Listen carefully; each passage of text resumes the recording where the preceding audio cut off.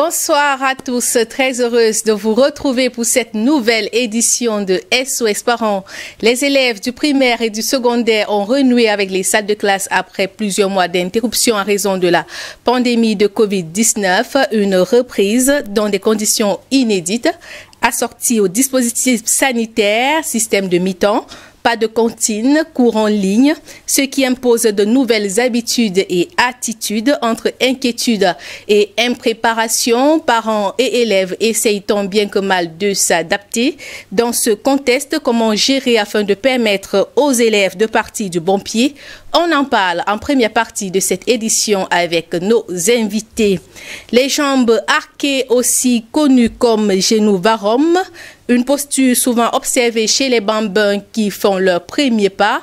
Que faire? Élément de réponse dans cette édition. Le cri de cœur ce soir est celui d'un parent essoufflé face à son enfant qui refuse d'aller à l'école. Voilà pour le menu de cette édition.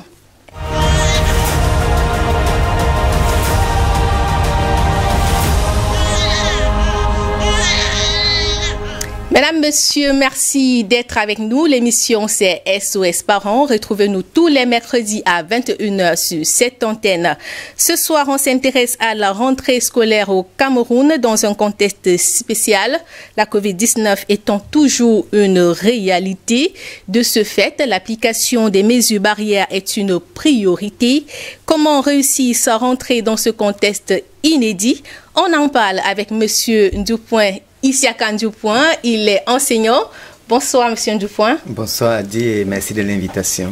C'est nous qui vous remercions, Monsieur Ndoupoint. Nous sommes rendus au 3e jour de la reprise des classes. Comment est-ce que vous vous adaptez? Bien, il faut dire que c'est un nouvel environnement, une nouvelle ambiance, un nouveau découpage. Et tout est nouveau pour nous. Enseignants, apprenants, parents, tous ceux qui interviennent dans la chaîne éducative s'adaptent à un nouvel environnement lié à la Covid-19. Est-ce que vous avez le sentiment que tout le monde est prêt pour ce challenge?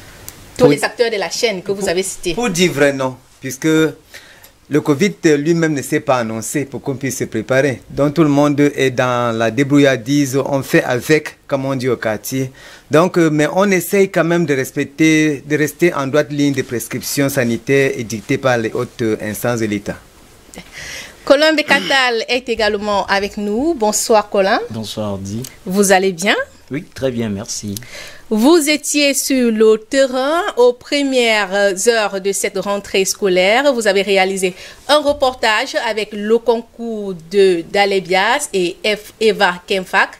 C'est un élément que nous allons suivre maintenant.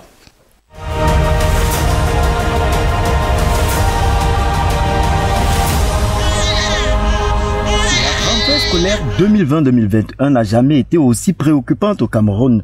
Le coronavirus, la vedette mal aimée, a modifié le cycle d'une année scolaire et surtout des habitudes de tous ceux qui sont impliqués dans la sphère éducative.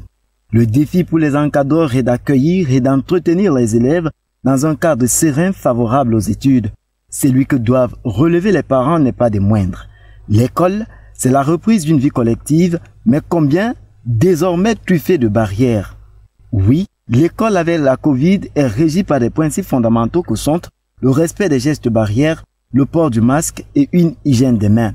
Mais dans l'ordre des nouvelles habitudes, la question du goûter est au premier plan. Sur le fait, les administrateurs et établissements scolaires en savent mieux que quiconque et rassurent sur le respect de l'instruction du gouvernement relative. Déjà, les enfants ont chacun leur cache-nez. À l'entrée, ils lavent tous les mains. Mais par rapport au goûter, chaque enfant à son goûter dans le sac de classe. Chaque enfant a sa goutte d'eau, une bouteille d'eau. Toutes les mesures sont respectées. On a déjà dit des parents qui sont passés que chaque enfant doit venir avec son cache-nez, il doit venir avec son goûter dans son sac, avec son bouteille d'eau, malgré qu'on a l'eau potable à l'école. Ben, tous les enfants doivent venir avec, parce qu'on ne partage rien à l'école à ce période-ci. On a quand même contrôlé ce matin certains qui sont en classe, ils ont leur goûter dans le sac. Et les gens qui sont venus avec de l'argent, on les a dit que ce n'est pas ce qu'on doit faire, parce qu'on ne vend rien à l'école. On ne doit pas encourager ce qu'ils viennent acheter à l'école, parce qu'on ne sait pas qui est qui à ce période-ci. Au premier jour de la rentrée, la différence entre ce que l'on sait et ce que l'on fait était déjà bien manifeste.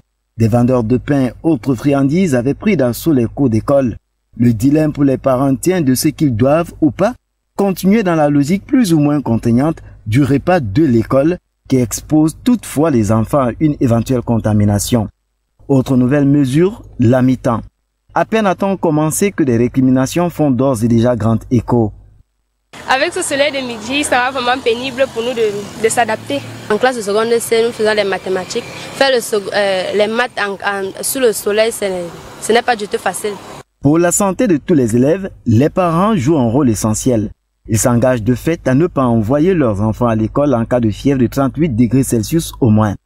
Un autre challenge compte tenu des températures éprouvantes dans les localités du Cameroun, lorsqu'on sait que la plupart des enfants vont à l'école et en reviennent à pied. Que dire des cours à distance qui requièrent des sommes pour l'acquisition du matériel adéquat et des recharges permanentes des soldes des comptes Internet, dans un contexte marqué par des vagues de licenciements. Il n'est pourtant pas moins requis des parents qu'ils déploient des moyens nécessaires pour aider leurs enfants à trouver dans un bon état de santé le chemin de la réussite.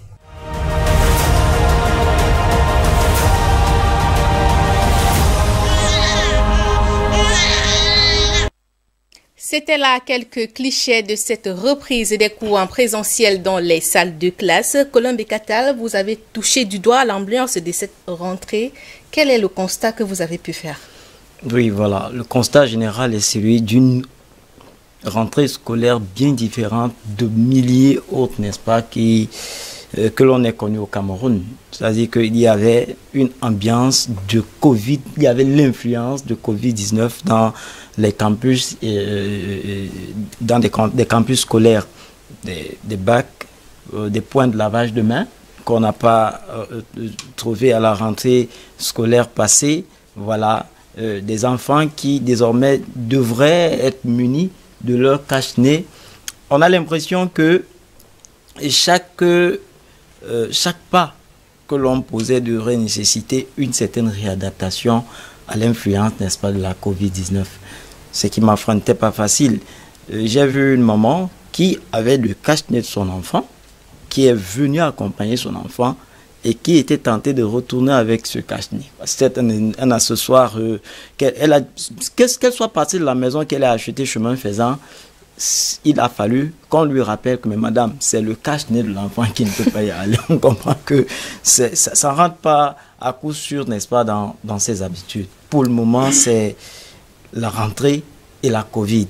On ne peut pas séparer l'un de l'autre dans chaque instant d'une vie quotidienne, dans chaque détail, en fait.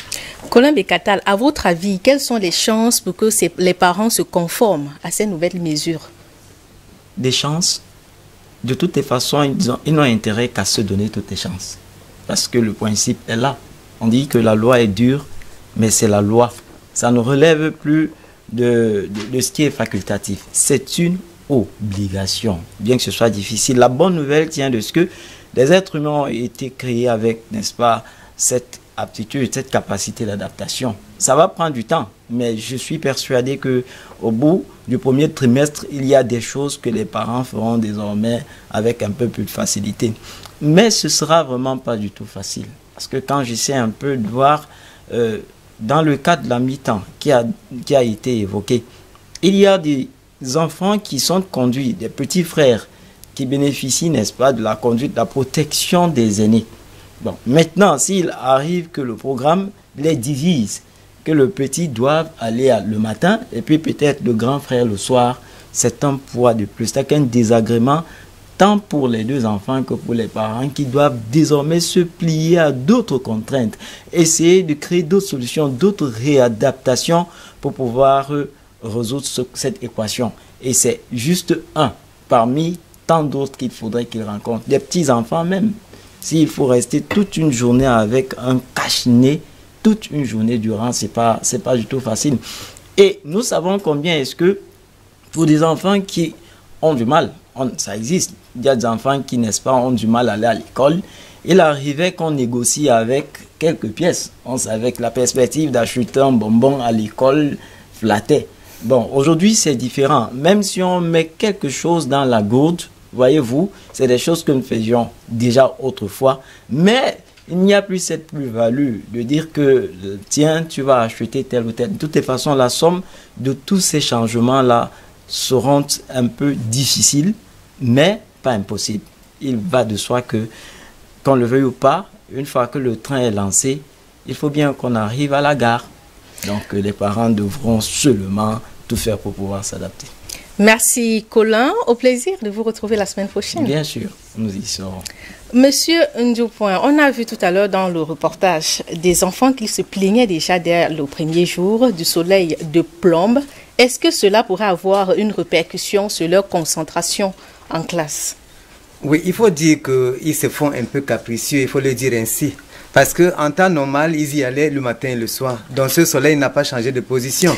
Il faut le dire ainsi. Mais il se posera un autre problème beaucoup plus pertinent, beaucoup plus poignant. C'est qu'avec ce système qui se profile, qui est déjà en application, sur le plan scolaire, il va se poser le problème de couverture des programmes d'enseignement.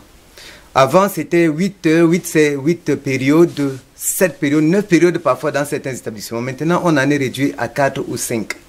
Déjà à 8, on n'était pas capable de couvrir à 100% les enseignements. Ce n'est pas en 4 périodes qu'on le fera. Voilà le problème que les enfants devraient poser. Celle-là, par exemple, qui a parlé de classe de seconde C, il n'est pas évident qu'elle aura toutes les heures nécessaires pour couvrir le programme de sa classe. C'est de cela qu'il faut se plaindre, et non pas du soleil. Le soleil n'a jamais changé de position. Mais monsieur Ndjoupouin, se plaindre déjà au premier jour, est-ce que cela ne démontre pas à suffit que les enfants n'ont pas été préparés? Il y a de l'impréparation. Je vous ai dit d'entame que le Covid n'a pas annoncé son arrivée. Donc le Covid a surpris tout le monde. Parents, enseignants, apprenants, tout le monde est surpris. Il faudrait donc maintenant que tout le monde se mette dans la peau pour gérer tous les effets secondaires qui vont avec la pandémie. Est-ce qu'à ce niveau, on ne peut pas quand même interroger la responsabilité des parents? Le soleil, on pouvait prendre quand même des dispositions, peut-être avec des casquettes, je ne sais pas trop. Oui, mais alors, n'oubliez pas que toujours à cause de cette pandémie, les parents sont presque au bord de la pauvreté extrême. C'est à peine s'ils peuvent même doter les enfants des cahiers et du nécessaire pour l'école.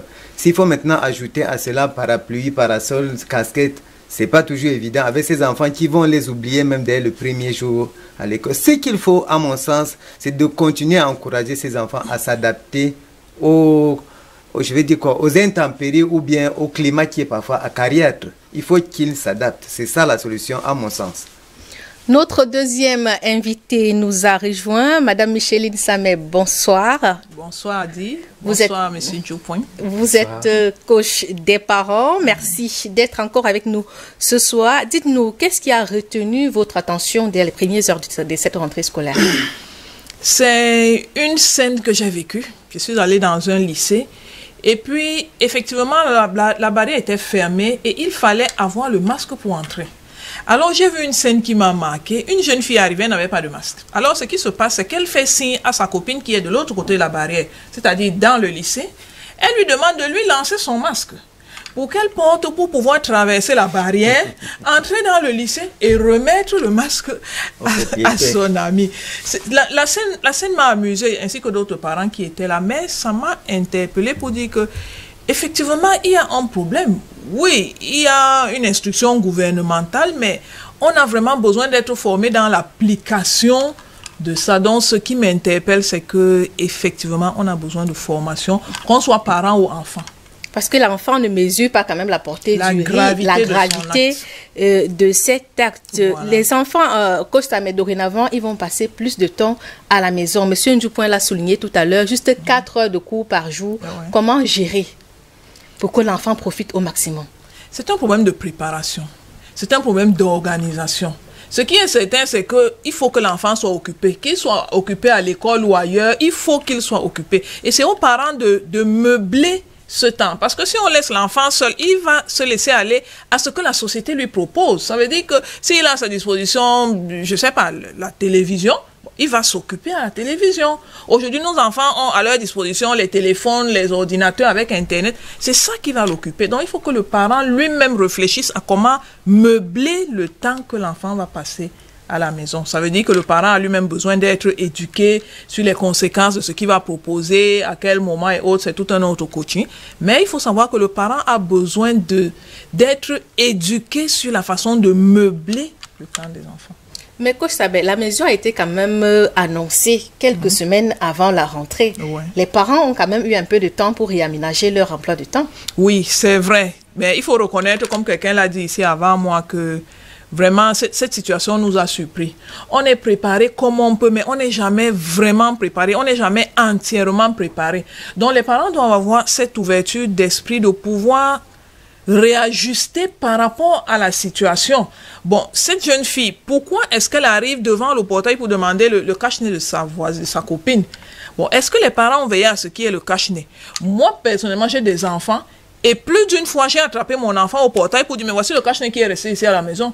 Donc, il faut que le parent veille. Est-ce que lorsque l'enfant part, il a le cache-nez? Maintenant, est-ce qu'il utilise le cache-nez comme un laissez-passer pour entrer dans la cour du lycée? Ou alors, il doit vraiment porter ça pour protéger sa santé et celle des autres? Il faut que les parents soient informés et qu'ils forment aussi les enfants.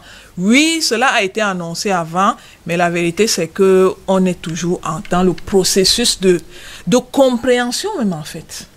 Monsieur Dupont, sur la question du temps passé à la maison, 4 heures à l'école et on a beaucoup plus de temps à la maison. Comment éviter qu'il n'y ait pas de décrochage scolaire? C'est tout un problème que ça m'a souligné tout à l'heure. C'est tout un problème parce que avant, l'enfant passait presque la moitié de la journée à l'école. Aujourd'hui, c'est 4 heures à l'école, le reste à la maison.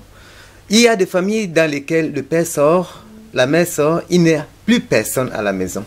Et dès que cet enfant est sorti de l'école à 12 heures, sa tranche journalière est achevée à 12 heures. Maintenant, il est à la merci de n'importe quelle aventure et aventurier. C'est un problème réel. D'où l'interpellation, une fois de plus, de la responsabilité des parents dont parlait le coach. Mais il n'y a pas une école pour former les parents. D'où l'interpellation du rôle éducatif des médias. Il faudrait que les médias jouent pleinement leur rôle, qu'on puisse montrer aux parents les conséquences auxquelles s'exposent les enfants lorsqu'ils sont délaissés. Un enfant qui sort de cours ou qui doit aller au cours plutôt à 12 heures. Que fait-il entre 7h30 et 12 heures?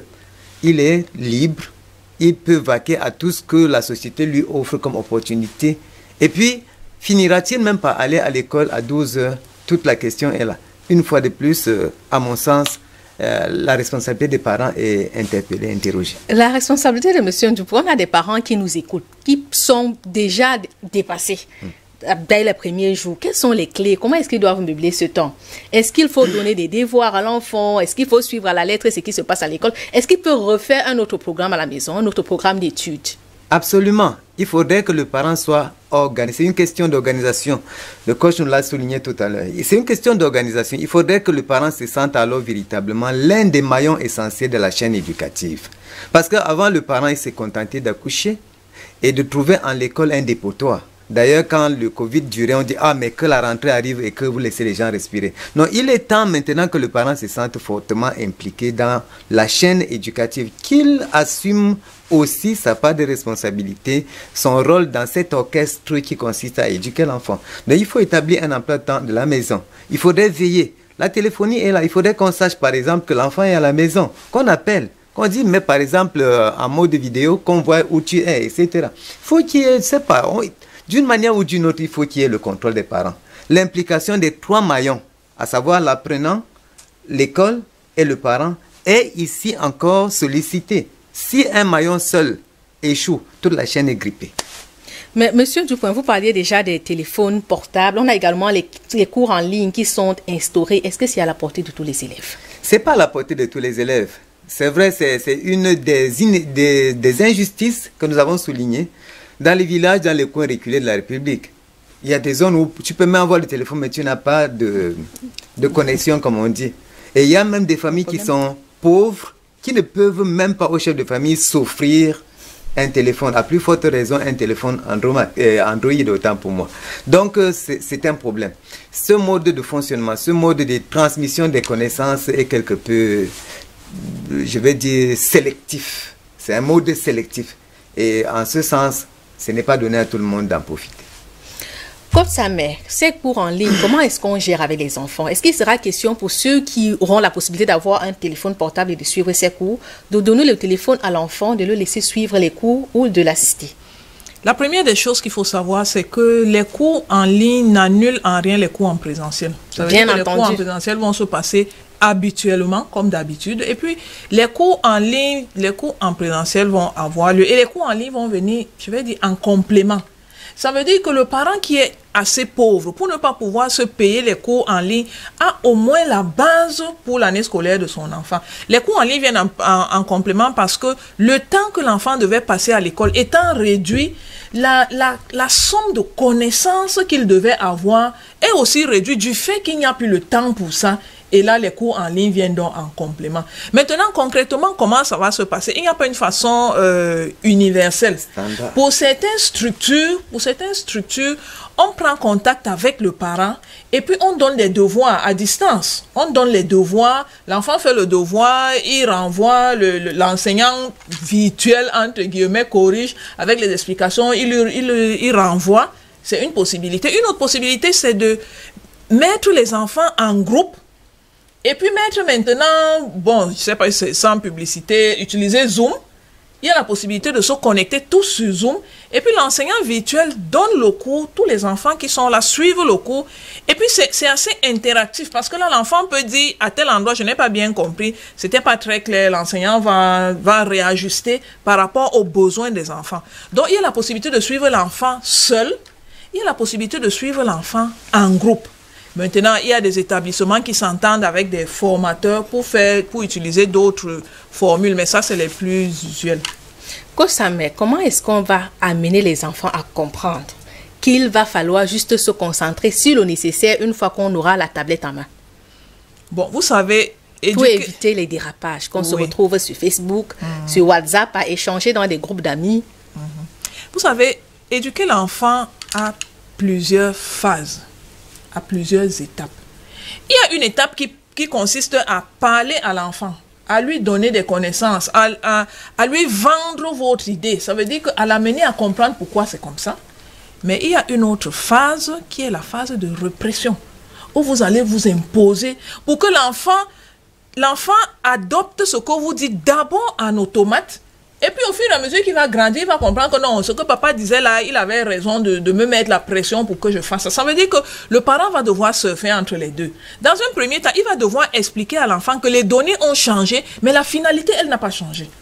Donc la finalité reste la même. Tout le reste, c'est les moyens. Donc maintenant, on va adapter sur les moyens. Par exemple, vous allez passer un peu plus de temps à la maison, mais sachez que le temps que vous passez à la maison, c'est le temps de l'école. Vous êtes à la maison, mais vous êtes dans le temps de l'école. Ça veut dire qu'à ce moment-là, c'est le temps de l'école. Il faut donc maintenant meubler ce temps avec les choses de l'école. Il y a un proverbe qui dit souvent que si Dieu ne vous occupe pas, le diable va vous occuper. Donc une façon de dire que si vous ne leur donnez pas des choses qui les maintiennent dans la mouvance de l'école, très vite ils vont donc se distraire avec WhatsApp et autres. C'est vrai que la tentation est grande. Par exemple, si l'enfant a 2 heures de temps à passer dans les choses de l'école et que vous lui donniez des devoirs qui vont prendre, je dis n'importe quoi, 2h30, vous êtes plus ou moins sûr qu'il ne restera pas le temps de WhatsApp. Parce que vous avez occupé son temps et un peu plus, il ne restera pas le temps de WhatsApp.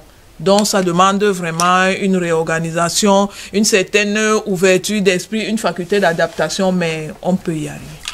Monsieur Dupoint, on a également les cantines scolaires qui ne sont plus opérationnelles désormais. On a suivi dans le reportage tout à l'heure un parent qui disait qu'il y a des enfants qui continuent de venir avec de l'argent à l'école. Comment est-ce qu'on gère avec cela? Les enfants? Oui, je voudrais d'abord rebondir sur le propos de Kosameh pour dire qu'il ne suffira pas seulement de donner les devoirs. Même si à une durée qui correspond au temps libre de l'enfant, il faudrait encore que le parent s'implique dans la vérification de l'effectivité de la réalisation de ce devoir. Sinon, qu'est-ce que ça lui coûte de fermer le devoir et de se donner à autre chose? Une fois de plus, l'implication des parents. Et j'aimerais pour dire, en ce qui concerne les cantines qui sont fermées, là encore, il faudrait que, au vu des mesures de santé, de protection des enfants, il faudrait que le parent, une fois de plus, assume la responsabilité. Parce que les cantines présentent des mets qui sont préparés dans des situations parfois quelconques. Et donc, si le parent a le souci de la santé de son enfant, il devra s'arranger à ce que l'enfant ait son goûter depuis la maison. Parce que là, au moins, il a la toute assurance que ça a été préparé dans des conditions hygiéniques les plus acceptables et que ça a été conservé de sorte que l'enfant puisse retrouver son goûter à 11h, à 12h de façon encore intacte et que ça n'a pas sali ses effets, etc. Il y a un ensemble de précautions qu'il faut prendre et qui interpellent une fois de plus la responsabilité des parents. Il ne s'en sert à rien de donner 100 francs, 200 francs à l'enfant pour dire vous l'envoyez se laisser tenter par les choses qu'il va trouver et que sa bouche va demander. Voilà. Mais Monsieur Ndoupoint, quand on explique, le parent est tout le temps, il est interpellé à tous les niveaux. Mais est-ce qu'à son niveau, lui-même en tant que parent est préparé? Parce on parlait tout à l'heure, les parents, leur emploi de temps est désormais bousculé. Eux-mêmes, à leur niveau, ce n'est pas déjà facile. Avec quel mot est-ce qu'on doit sensibiliser ces parents? Il faut déjà encore revenir sur le verbe se préparer. Pour rejoindre ce que le Code disait, nous n'avons pas été préparés. Parce que le Covid ne s'est pas annoncé. Même pour donner le téléphone aux enfants, il aurait fallu peut-être un temps de préparation psychologique et les adapter progressivement à cet usage éducatif. Mais ce n'est pas le cas maintenant. Il faut de l'impréparation. Et il faut donc être dans la mesure d'abord de la tolérance et dans la mesure de la répression par la suite. Et donc pour revenir à ce que vous disiez, le parent doit pouvoir trouver le juste mot, ou alors nous autres, nous pouvons dire aux parents, madame, monsieur, voici l'heure d'assumer ta responsabilité. Une fois de plus, j'éclaironne que l'éducation d'un enfant repose sur les trois aspects. C'est cette association tripartite, le parent, l'enfant et l'école. Et si l'un des trois maillons de la chaîne faiblit, c'est toute la chaîne qui est rompue. Donc le parent il doit le savoir, il doit entériner, il doit mettre cela en lui qu'il a un rôle essentiel à jouer dans l'éducation de son enfant. Par conséquent, ça commence à la maison. Vérifier la tenue de l'enfant, ça rentre dans son rôle. Vérifier les fournitures scolaires bien classées, c'est dans ses attributions. Vérifier le cache-nez, est-ce qu'il a pris son gel, etc. Est-ce que maintenant, le manger, ça a été apprêté, cela rentre dans le rôle du parent. La seule chose qu'on puisse dire, c'est une fois de plus d'interpeller, d'appeler, de mettre dans la conscience des parents qu'ils ont un rôle essentiel à jouer dans le parcours scolaire de leur enfant. Comment faire pour que les enfants reçoivent cela de façon correcte, qu'ils reçoivent le message sain sur sain? Parce que les enfants aussi, eux, ils ne sont pas préparés, le parent n'est pas préparé, à plus forte raison, l'enfant. Coach Samé a souligné une situation qu'elle a vécue tout à l'heure, l'enfant qui se change des cache-nez et les repas qu'on va se changer à l'école et tout. Comment est-ce qu'on prépare les enfants? Comment est-ce qu'on les sensibilise même sur la situation qui se passe? Il va de soi que la situation du Covid-19 impose une formation continue. Une formation à travers même la causerie. Que le parent puisse s'asseoir avec ses enfants et leur faire comprendre les risques qu'il y a à faire ceci au lieu de faire cela. Ça part déjà du foyer, ça part déjà même du jupon de maman. Que l'enfant comprenne que si tu échanges ton cache-nez, si tu sors, tu rentres sans laver les mains, si tu manges sans avoir lavé, il faut déjà que ça parte de la maison et que vous, les personnes de médias, vous accompagniez les parents et que aussi les maîtres, les maîtresses et les enseignants peaufinent le travail commencé à la maison. Tout le monde est impliqué. Il faut une formation en continu. Oui, c'est ce que je peux dire dans ce sens. Pour que l'enfant puisse accepter, comme vous dites, à 5 sur 5, il faudrait qu'il comprenne la même chose de la bouche de son père, de son enseignante, de la voisine, du chauffeur de taxi qui l'accompagne, etc., etc. Kosamé, je reviens sur le problème des masques de protection. Est-ce qu'on ne va pas se retrouver avec les enfants qui font 1 mois avec le même masque? Dans des conditions, avec des couleurs pas toujours très réluisantes. Il y a à le craindre, et avec raison. Ça me rappelle une scène dans l'une de mes anciennes vies. J'ai été enseignante. En fait, j'ai été enseignante pendant 10 ans. Et il y a une scène qui m'avait amusé un jour. L'enfant était turbulent, vraiment, il était turbulent. On essayait de le canaliser avec les surveillants et tout ça, vraiment, ça n'allait pas. Finalement, on a convoqué le parent pour lui dire de s'impliquer un peu parce que, tel que les choses allaient, l'enfant allait se faire expulser du lycée. Et je n'ai jamais oublié cette scène il y a très longtemps maintenant, parce que la mère de l'enfant nous dit qu'elle-même est dépassée par l'éducation de son enfant et que vraiment, elle ne compte que sur nous, les enseignants, pour rattraper l'enfant parce qu'elle n'en peut plus. Et ce jour-là, on lui a dit quelque chose qui était difficile à accepter, mais qui n'est pas loin de la vérité. Qu'en réalité, le rôle de l'enseignant, c'est d'apprendre à l'enfant les mathématiques, le français, l'anglais. Et c'est le rôle du parent de lui apprendre la politesse. C'est le rôle du parent d'apprendre à l'enfant comment on se tient en public. C'est pour dire que chacun a son rôle à jouer. Vous pensez vraiment que c'est à l'enseignant d'apprendre à l'enfant qu'il faut absolument que son masque soit sur le nez? En tant qu'enseignant, je me rappelle qu'on avait la pression de la progression des cours. Ça veut dire que vous devez, à telle période du trimestre, avoir atteint telle partie. Donc, à un certain moment, vous vous retrouvez même en train de courir. Et c'est malheureux à dire, mais quelquefois, on oublie même de se rassurer. Est-ce que l'enfant a compris? Donc, c'est la même chose pour le masque. La grande partie revient aux parents pour faire comprendre à l'enfant le bien fondé du masque. Le masque n'est pas un laissez-passer pour pouvoir traverser le portail. Le masque te permet de préserver ta santé, toi. Parce que si tu tombes malade, tu ne pourras plus aller à l'école. Tu ne vas plus bénéficier de ces choses. Et puis tes camarades vont avancer. Maintenant aussi, le masque te permet de ne pas contaminer l'enfant. Je suis en train de caricaturer pour dire que c'est aux parents d'expliquer à l'enfant le bien fondé du masque. Deuxième chose, de veiller à ce que ce soit fait jusqu'à ce que l'habitude s'installe. C'est pour ça que j'ai dit que moi, il m'est déjà arrivé de courir après l'enfant pour dire que mon ami revient, voici ton masque qui est resté ici. Mais à force de le faire 2, 3, 4, 5 fois, vous croyez que la 6e fois, je vais encore le faire. L'enfant viendra lui-même prendre le masque parce que petit à petit, les automatismes se sont installés. Donc, si le parent ne s'implique pas, effectivement, on a à craindre que ce sera une formalité et puis très vite, le masque restera plus dans le sac que sur le nez de l'enfant.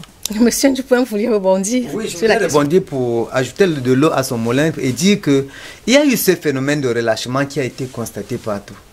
Dès que l'annonce, la survenance même de la maladie a été connue, les mesures ont été prises et ont été à 90% respectées. Mais il y a eu un relâchement. Et dans ce relâchement, vous savez, c'est difficile de repartir que de partir. Donc quand on est parti la première fois, c'est bon. Tout le monde a adopté, tout le monde a adhéré. Mais on a relâché, pour repartir, c'est très difficile. Parce que les enfants s'interrogent aussi. Ah, qu'est-ce que ça a déjà même fait? Est-ce que ça existe? Etc. Voilà d'ailleurs tel adulte, voilà d'abord tel qui... Les enfants copient. Et quand ils copient, très souvent ils copient les mauvais exemples.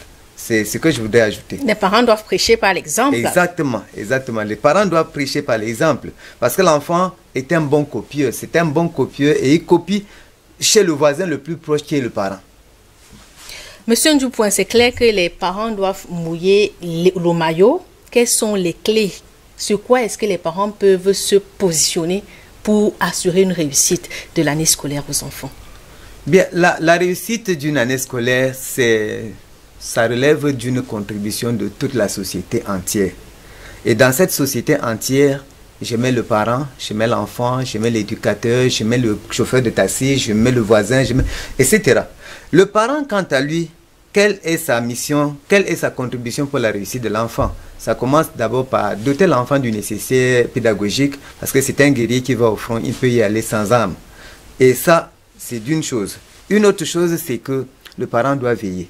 Le parent doit veiller sur l'enfant à la maison, doit veiller sur la santé de l'enfant, la nutrition de l'enfant. Ce sont des éléments dont on parle. Les diététiciens même indiquent quel type de nutrition on donne aux enfants. Bon, bien, nous sommes dans une situation de précarité assez avancée, on ne va pas imposer cela. Mais au-delà, il faut que le parent soit présent, qu'il soit présent auprès de l'enfant. Que l'enfant ne soit pas l'enfant élève de son enseignant. Le premier éducateur et le premier enseignant de l'enfant, c'est son père. Le premier répétiteur de l'enfant, c'est son parent. Donc, qu'il soit au moins prêt. S'il ne sait pas lire l'anglais, qu'il demande au moins à l'enfant, montre-moi la date d'aujourd'hui. Je vois dans ton emploi du temps, là, il y a anglais. Montre-moi le cours d'aujourd'hui. Ne serait-ce que la date. C'est un élément, on dit quand l'enfant va prendre connaissance de conscience de cela, il va comprendre que la peur du gendarme, c'est le début de la sagesse. Et ça, donc la contribution, c'est être présent et être présent, actif auprès de l'enfant. Vérifier le travail de l'enfant, vérifier et tout cela. Côte Samer, pour sortir, comment gérer pour que nos enfants, pour permettre à nos enfants de vivre une bonne rentrée scolaire, une bonne année scolaire? Bon, pour répondre à cette question, je voudrais répondre à quelque chose qu'on a dit tout au long jusqu'ici. Vous avez remarqué, on a interpellé les parents à 80%. Plus d'une fois, on a dit c'est le parent qui doit, c'est le parent qui doit. Bon, mais reconnaissez que les parents n'ont pas toujours les outils pour le faire. Donc, ce n'est pas toujours évident. Donc, je voulais juste dire qu'aujourd'hui, au Cameroun, il existe des structures d'accompagnement des parents. Par exemple, comme celle que je gère, mais il y a d'autres structures aussi. Donc, le but est d'accompagner le parent dans la gestion et l'éducation des enfants. Parce que c'est bien beau de dire, il faut que le parent fasse ci, il faut qu'il fasse ça. Mais les dérives qu'on constate montrent que le parent est démuni devant la situation. Donc, maintenant, que les gens sachent quand même qu'il existe des structures maintenant d'accompagnement des parents pour être plus concret dans ce qu'il faut faire. Maintenant, pour revenir à qu'est-ce qu'il faut faire concrètement pour les enfants, pour qu'ils passent une bonne année scolaire, il y a beaucoup de choses à faire et on ne peut pas détailler tout ça ici. Ce qu'il faut faire, en gros, c'est juste conscientiser l'enfant sur le fait qu'il va à l'école pour devenir une meilleure personne et avoir des habiletés pour contribuer à la société. C'est pour ça qu'on part à l'école. On ne va pas à l'école pour apprendre les mathématiques et ramener le tableau d'honneur à la maison. Ce n'est pas pour ça. Donc, si l'enfant a compris la base de la raison pour laquelle il va à l'école, le reste maintenant, c'est des moyens. Maintenant, quand tu vas à l'école, comment est-ce que tu vas avoir des connaissances pour devenir une meilleure personne si tu t'infectes du Covid, par exemple? Vous voyez, quand vous présentez les choses de cette façon, il lui-même commence à combattre ça parce que c'est un frein à son objectif. Donc, on doit présenter le Covid comme quelque chose qui va l'empêcher d'atteindre ses objectifs, qui sont les objectifs de vie.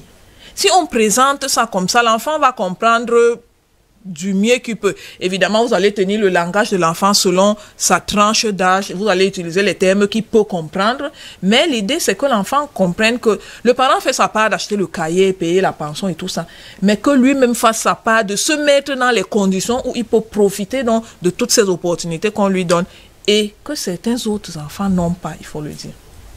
Nous allons marquer une pause dans cette édition pour prendre notre rubrique mots d'enfant. Cette semaine, on s'intéresse aux jambes arquées. Que faire quand on observe que son enfant a ce problème? Élément de réponse avec le pédiatre Njoya Suleiman. Il a été rencontré par Cynthia Ngwemo et Dali Biaza.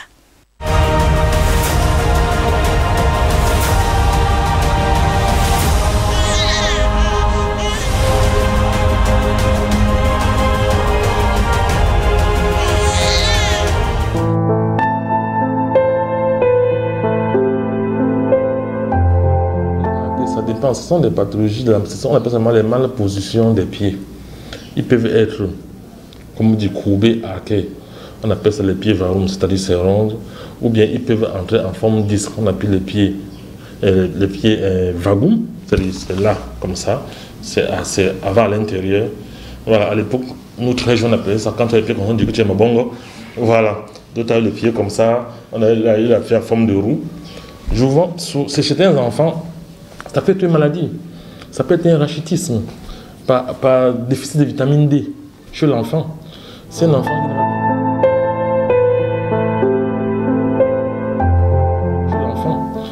enfant qui n'a pas bien, qui n'a pas été bien allaité, qui n'a pas été supplémenté à lait maternel, qui n'a pas bien pris le lait maternel, qui est riche en vitamine D, qui n'a pas pris pendant la naissance une supplémentation en vitamine D qu'on donne à tous les enfants jusqu'à l'âge de 18 mois. Voilà, et qui après son sévrage n'a pas continué à prendre son lait, et après l'âge de 2 ans n'a pas continué à prendre du lait pour renforcer ses os en calcium. Ok.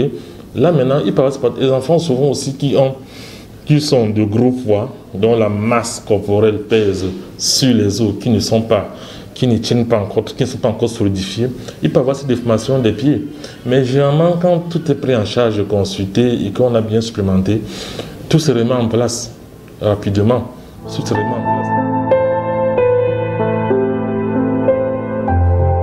pense que quand tout est bien fait et bien suivi, il n'y a pas lieu de s'inquiéter. Et quand ça ne va pas, tout peut se corriger. Il y a des orthopédistes ici dehors qui gèrent bien. C'est ma position des jambes. Quand Après tout ça fait, ils savent comment ils vont gérer. Après tout ça fait tous les examens complémentaires de radiographie des membres inférieurs pour voir est-ce qu'il a besoin de faire placer tel à terre ou bien placer tel plâtre pour redresser, ou bien on dit ça va se remettre ça. Dépend que tout ça, ça peut se corriger quand tout est bien. Quand on a vite diagnostiqué, on a vite fait la prise en charge.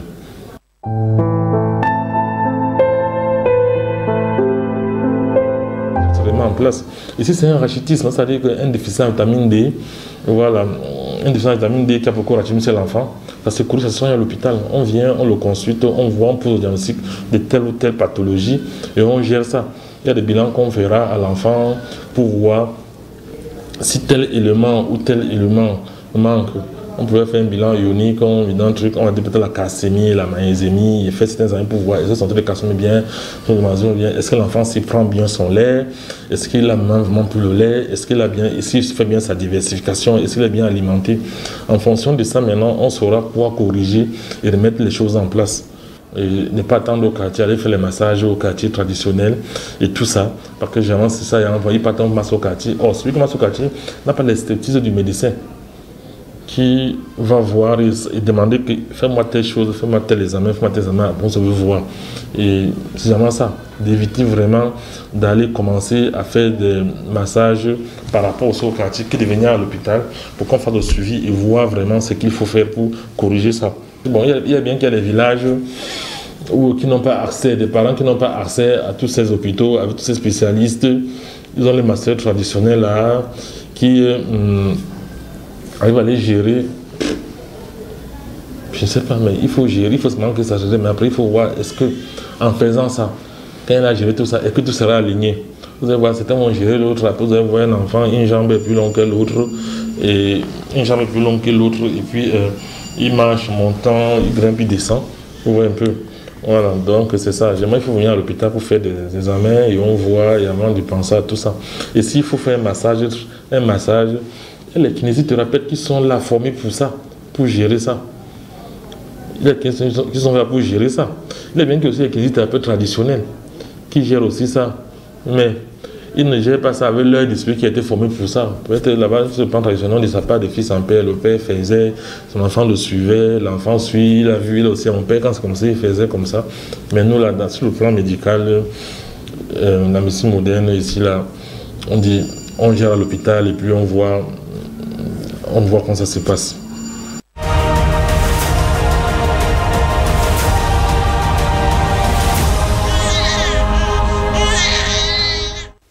Voilà qui nous mène à la deuxième et dernière partie de ce programme, le cri de cœur.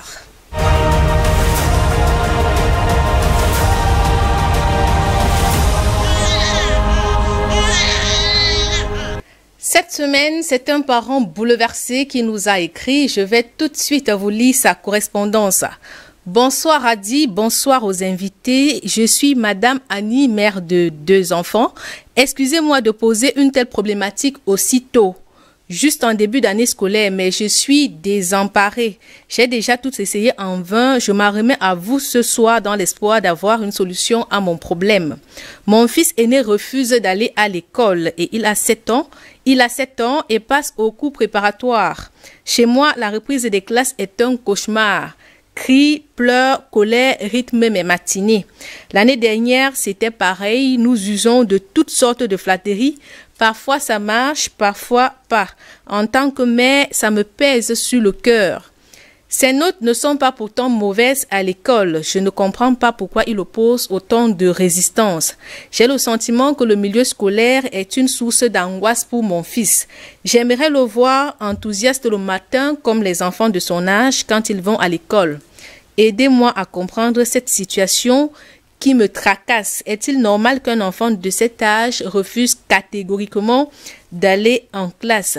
J'ai le cœur qui saigne quand je le laisse à l'école avec les yeux larmoyants. Aidez-moi. Merci pour ce que vous faites. Bon vent à l'émission. Voilà, c'est le cri de cœur d'un parent qui est bouleversé face à son fils. Coach Samé, quelle est votre première réaction après avoir écouté le cri de cœur de cette femme? Si Madame Annie était devant moi, si elle était venue en consultation chez moi, je lui aurais demandé à son avis qu'est-ce qui se passe. Est-ce que cet enfant a toujours été comme ça? À partir de quel moment ça a changé? Et d'après elle, qu'est-ce qui se passe? Qu'est-ce que son diagnostic à elle d'abord? Pourquoi l'enfant est-il devenu comme ça? J'imagine qu'il n'a pas toujours été comme ça, j'imagine. Maintenant, par rapport à ce qu'elle va me dire, je vais aller un peu plus loin. Il y a plusieurs choses qui peuvent faire que l'enfant fuit l'école, mais d'une façon naturelle, l'enfant ne fuit pas l'école. Les enfants aiment la découverte. Il veut aller voir. Et encore un enfant de 7 ans, il est content de rencontrer ses amis. Certains enfants sont même contents d'aller à l'école juste parce qu'il y aura le goûter. Mais qu'est-ce qui se passe pour que cet enfant ait cette phobie au point qu'il faille le traîner pour l'amener à l'école? Ça veut dire qu'il peut avoir quelque chose à l'école qui lui crée une peur bleue. Et cette chose, c'est quoi? Puisqu'elle dit que quand l'enfant réussit quand même à entrer à l'école, il comprend, ses notes sont bonnes, ça veut dire que peut-être cette chose, ce n'est pas en classe. Est-ce que ce serait dans la cour? Est-ce qu'il y a un visage qui le terroriserait? Il faut creuser. C'est une situation inhabituelle. Mais quand on sait quand même que les premiers jours de classe, la séparation avec l'enfant, c'est pas toujours facile. Surtout après avoir passé autant de temps à la maison. C'est vrai qu'elle dit que l'année dernière, c'était pareil. À quel moment est-ce qu'on doit s'inquiéter? Ce qui est certain, c'est que éduquer l'enfant, c'est l'autonomiser. Ça veut dire que amener l'enfant à se détacher de vous. Et la nature elle-même va dans le même sens. Ça veut dire que lorsque l'enfant est petit, il est toujours dans la jupe de maman. Mais au fur et à mesure qu'il grandit, même quand il a 2-3 ans, il commence à faire les petits pas pour aller loin de maman. Ça veut dire que quelque chose attire son attention. Il essaye d'aller voir qu'est-ce que c'est. Quand il va grandir encore, il aura 3, 4, 5 ans. Il va s'intéresser plus à ses amis. Et puis il va revenir vers maman par réflexe, peut-être pour manger. Vous voyez un peu, le processus, c'est que plus l'enfant grandit, plus il doit quitter ses parents. Et ça continue jusqu'à l'âge adulte. Donc, qu'est-ce qui se passe pour que cet enfant à 7 ans soit attaché à sa mère? Bon, de ce que j'ai cru comprendre, le problème n'était pas qu'il était attaché à sa mère, le problème c'est qu'il avait une phobie de l'école, si j'ai bien compris quel était le problème. Donc, il faut regarder plutôt qu'est-ce qui l'effraie autant à l'école. Est-ce que c'est parce qu'il tient absolument à rester à côté de sa mère? Je n'ai pas cru comprendre ça là-bas, parce que pendant les vacances, il allait bien jouer au football avec ses amis, il allait bien, je sais pas, certains vont en vacances. Donc, à mon avis, il faut creuser pour savoir qu'est-ce qui se passe dans la vie de cet enfant au moment où il va à l'école. Monsieur Dupont, un enfant qui refuse à 7 ans d'aller à l'école, est-ce qu'on doit mettre cela au compte de la phobie scolaire? La phobie scolaire, non. Du moment où le parent témoigne que l'enfant a de bonnes notes à l'école, donc il n'y a pas la phobie. Moi, je m'interrogerais plutôt sur les premiers moments où on lui a annoncé son départ à l'école. Pour la première année, est-ce qu'il n'y a pas eu un petit traumatisme en ce moment-là? Est-ce que quelque chose ne s'est pas passé? Et deuxièmement, l'environnement de vie de la famille. Y a-t-il pas des enfants qui vont à l'école là? Est-ce que l'enfant en question même a été mis dans des conditions idoines pour aller à l'école comme les autres? Ça, ce sont autant de questions que je me pose. Parce qu'en vérité, comme l'a dit Kosame, l'école c'est une aventure pour l'enfant. Dès le départ, il y va pour s'aventurer, il y va pour rencontrer les nouvelles figures, les nouveaux amis, etc.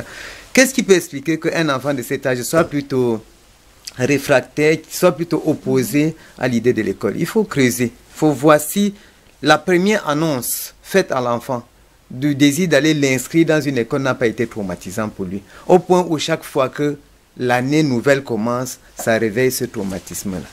Monsieur Dupont, est-ce qu'on ne peut pas un peu questionner l'attitude des enfants? On a coutume de suivre, par exemple, on a eu le Covid-19, les parents qui disent aux enfants, voilà l'école qui commence, tu vas aller là-bas, je vais voir si tu vas blaguer. Est-ce que ça ne peut pas avoir une influence sur l'enfant? Oui, c'est possible. Et ça revient toujours à ce que je disais. Quelles auront été les conditions réunies pour annoncer à l'enfant son entrée à l'école dès le départ? Puisqu'elle le rappelle, c'est en chaque début d'année scolaire que ça se passe. L'enfant se montre totalement opposé. Qu'est-ce qui s'est passé dès la première annonce à l'enfant que désormais tu iras à l'école comme les autres? J'ai l'impression qu'il y a un petit déclic qui peut se retrouver là et qu'on comprenne que l'annonce n'a pas été faite de façon assez, je mets les guillemets, diplomatique pour mettre l'enfant dans l'envie d'aller à la découverte de l'école. Et que cela ressurgit chaque fois qu'on lui annonce une nouvelle année scolaire. Monsieur Dupien, comment déchiffrer le problème? Parce que c'est un problème qui est là. Et quelle est la meilleure façon même d'entretenir l'enfant avant l'école? Avant la reprise des cours? Bon, déchiffrer, je ne sais pas ce que vous entendez par déchiffrer. Mais toujours est-il que l'âge de l'enfant impose le départ à l'école. Maintenant, il y a un processus d'éducation de l'enfant. Même dès le tété, dans la tétée on dit? Oui. Donc, dès le moment où l'enfant tète, il y a des chansons, des berceuses qui commencent à éduquer l'enfant.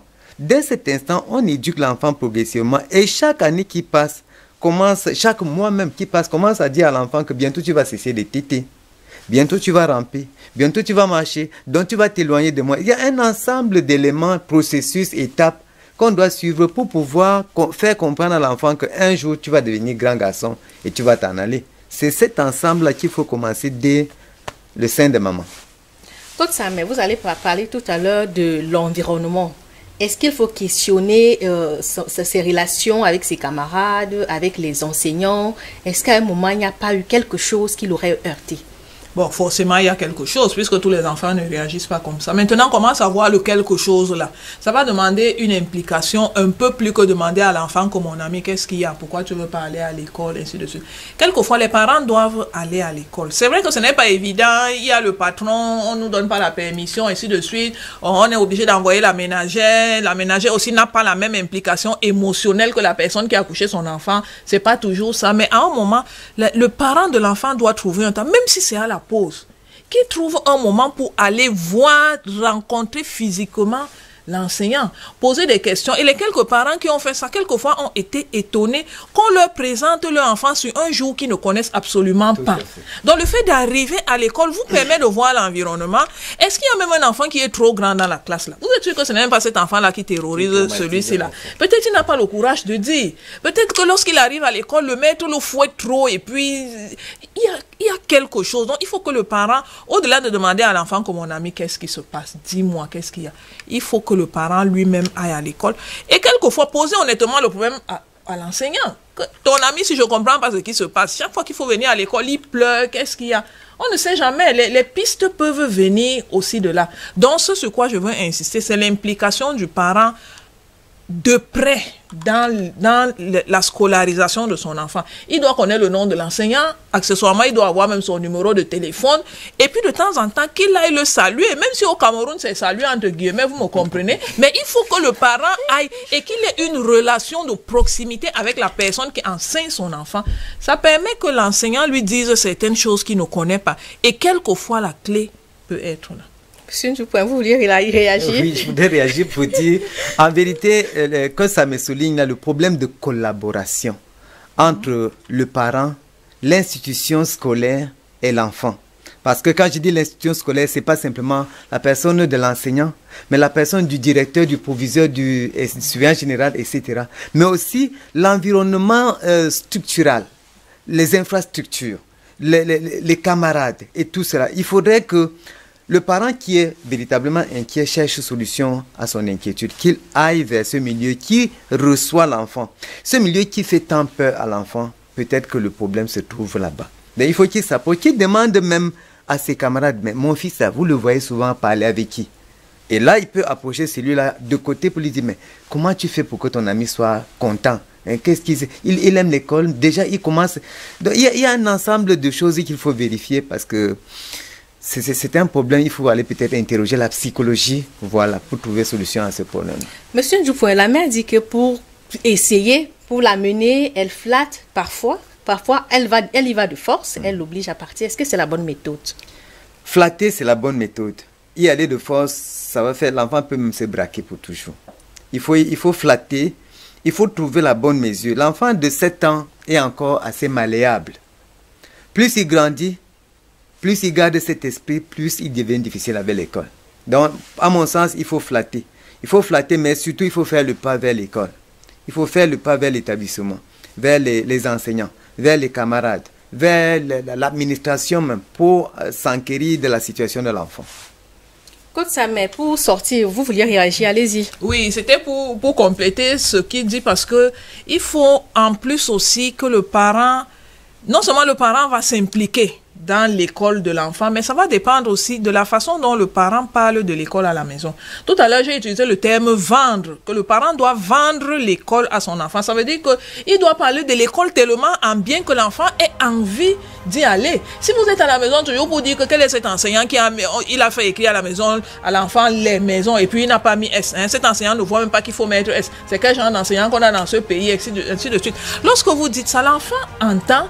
Et maintenant, lorsqu'il va dans ce milieu, il va avec les préjugés que papa a dit ou maman pour dire que c'est quel genre d'enseignant, c'est même quelle école qu'on a dans ce pays, ainsi de suite. Donc, veillons à parler de l'école en bien. Ce qui est sûr, c'est que la structure parfaite n'existe pas. Vendons à notre enfant l'envie d'aller à l'école pour qu'il soit content d'aller, pour prendre ce qu'il y a de bien. Et avec le temps, on va lui apprendre à laisser ce qui n'est pas bien. C'est sur ce, Kosame, que nous allons mettre un thème à cette édition. Merci, Monsieur Ndjoufouin, d'être passé sur notre plateau. Kosame, merci pour votre contribution. Au nom de toute la grande équipe qui s'est mobilisée, on avait Georgette Jimdo à la réalisation, Nicolas Olomotia, il était à la console audio, Constantin Noudomki, il était à la caméra, Eva Kemfaka a assuré la post-production de tous les éléments diffusés dans cette édition, Sherifa, elle a assuré le maquillage. Mesdames, Messieurs, merci de nous avoir suivis. Nos programmes se poursuivent. Au plaisir de vous retrouver la semaine prochaine. C'est très adieu.